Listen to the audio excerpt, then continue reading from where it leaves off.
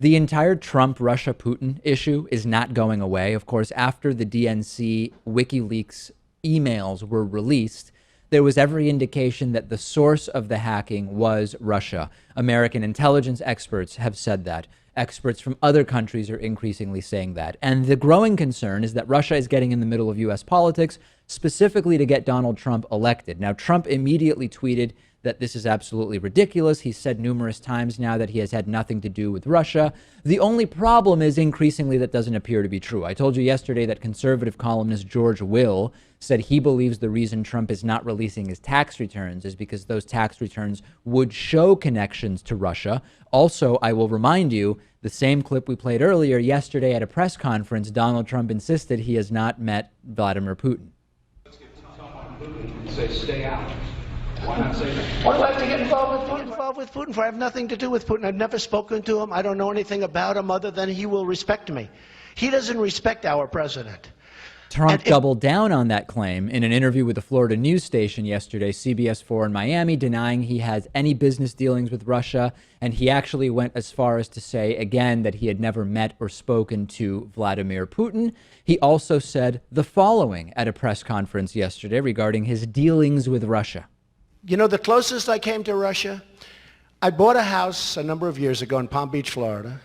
Palm Beach is a very expensive place. Oh, yeah. It was a man who went bankrupt. And I bought the house for $40 million. Right, cash.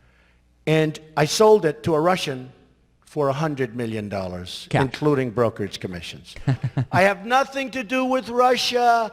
I said that Putin has much better leadership qualities than Obama, but who doesn't know that? Of course. I'll release them when the audit's completed. Yeah. So Trump tells CBS 4, never met Putin. He says he's never had dealings with Russia. He says at the news conference he's never spoken to Vladimir Putin, except for the fact that in a not that long ago 60 Minutes interview with Scott Pelley, he was on the same episode as Vladimir Putin, and later at a Fox News debate said the following, which I will put up on the screen for you. I got to know him very well, referring to Vladimir Putin, because we were both on 60 Minutes. We were stablemates. We did well that night.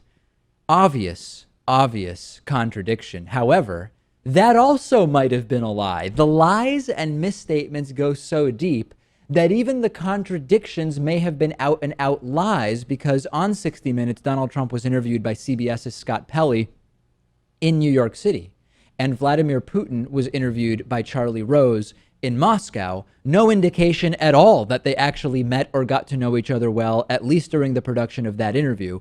This is insane, Louis. I mean, the guy cannot tell the truth about anything. And let's not forget all of those times, and over the past, I want to say 6 months, 6 to 8 months, I've heard him say countless times, I've heard him talk about the Miss Universe pageant in Russia that he held, and everything was so great in Russia. I mean, that seems like more of a dealing with Russia than just selling a house in Palm Beach to a Russian guy. No doubt about it. And every statement that has been made by Trump, all of the influence that the Trump campaign has exerted on the Republican platform, as I told you yesterday, has been to be less tough on Russia and more favorable to Russia. This is a real issue. You know, the first time this was mentioned, it sounds like a conspiracy theory. Well, no, actually, there's every indication that Trump is not being honest about his connections to Russia. We know that both Putin and Trump have coyly complimented each other in various ways, and now direct contradictions from Trump about his personal relationship with Vladimir Putin. I've talked about how people of all ages, but particularly millennials, are owning cars less and participating more in the sharing economy. And one of the more popular options is Zipcar, which gets you a car when you want it, when you need it. They offer all sorts of cars, SUVs, hybrids, whatever you need. It includes insurance and it includes gas. You just pay for the time that you actually use the car. And you can reserve the car online, from your smartphone, over the phone. Then you unlock it with your Zip card. Each car share member reduces their personal CO2 emissions by between 1,100 and 1,600 pounds per year. For our audience, Zipcar is offering $25 of free driving credit if you sign up at joinzipcar.com/David. Support our show, reduce your carbon emissions and your spending on cars. Sign up at joinzipcar.com/David.